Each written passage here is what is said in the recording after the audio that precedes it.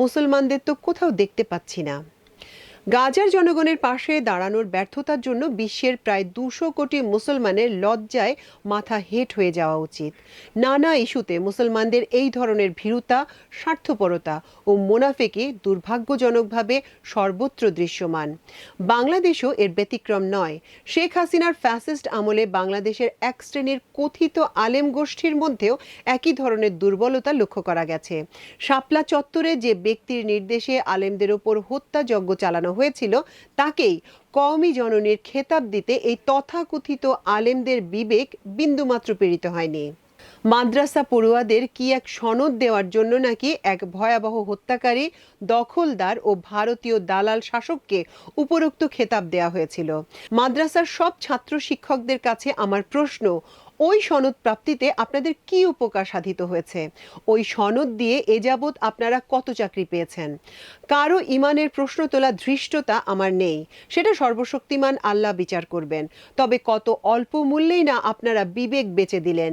যেসব মুসলিম দেশের শাসকরা নিজেদের ক্ষমতা টিকিয়ে রাখার জন্য আজ ফিলিস্তিনের জনগণের রক্তের সঙ্গে সওদা করছেন, তাদের সঙ্গে বাংলাদেশের ওই আলেমদের মধ্যে কোনো পার্থক্য নেই, যারা শাপলার রক্তের বিনিময়ে খুনি হাসিনার সঙ্গে সেদিন সওদা করেছিলেন।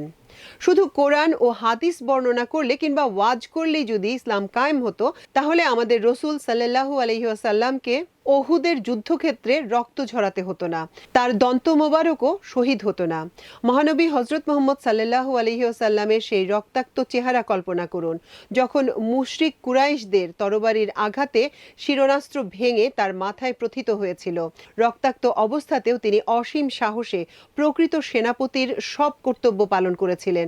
শুধু তাই নয়, ওহুদের বিপর্যয়ের পর কোনো রকম বিচলিত না হয়ে আমাদের রসুল সাল্লাল্লাহু আলাইহি ওয়াসাল্লাম মদিনা শহর রক্ষার জন্য আহত অবস্থায় সাহাবীদের নিয়ে কুরাইশদের পিছনে ধাওয়া করেছিলেন।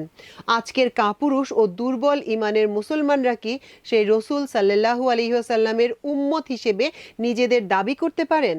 এই কদিন আগে লাখ লাখ ভাগ্যবান মুসলমান হজ করেছেন, আমরা কোরবানি দিয়েছি। সর্বশক্তিমান আল্লাহর নির্দেশে হজরত ইব্রাহিম আলাইহি ওয়াসাল্লাম তার পুত্র হজরত ইসমাইল আলাইহি ওয়াসাল্লামকে কোরবানি দিতে উদ্যত হয়েছিলেন। মহান আল্লাহ তাআলার কুদরতে হজরত ইসমাইল আলাইহি ওয়াসাল্লামের পরিবর্তে সেদিন বেহেশত থেকে প্রেরিত পশু কোরবানি দেওয়া হয়েছিল। আমরা সাধ্যমতো প্রতি বছর হজরত ইব্রাহিম আলাইহি ওয়াসাল্লামের সুন্নত পালন করার চেষ্টা করি। আজ গাজা ও অধিকৃত পশ্চিম তীরে ফিলিস্তিনের বাবা মায়েরা প্রতিদিন তাদের সন্তানদের হজরত ইব্রাহিম আলাইহি ওয়াসাল্লামের মতো কোরবানি দিচ্ছেন। তাহলে আল্লাহর দরবারে কি আমাদের কোরবানি গৃহীত হবে, নাকি ফিলিস্তিনের মুসলমানদের? ধর্ম সম্পর্কে আমার জ্ঞান অতি সীমিত, তবে আমার বিবেক বলে আমরা নই, ফিলিস্তিনি জনগোষ্ঠী প্রকৃত মুসলমান।